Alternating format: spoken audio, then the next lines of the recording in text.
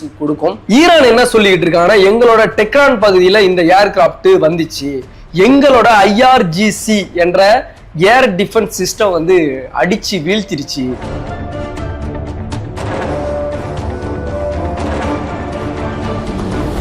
காணொலி எல்லாம் எங்கள்கிட்ட இருக்கு அப்படின்னு சொல்லிட்டு ஹட்டாம் அன்பியா ஹெட் குவார்ட்டர்ஸ்ல இருந்து தலைமை பேச்சாளர் வந்து கிளைம் பண்ணியிருக்காரு. அதே மாதிரி ஈரான் ஊடகமான Press TV, Mehr News Agency இவங்கெல்லாம் வந்து அந்த காணொலியை வந்து வெளியிட்டு இருக்காங்க. அந்த புகைப்படம்லாம் சமூக வலைதளங்கள்ல பரவி மிகப்பெரிய ஒரு வைரலா பேசப்பட்டு வருது.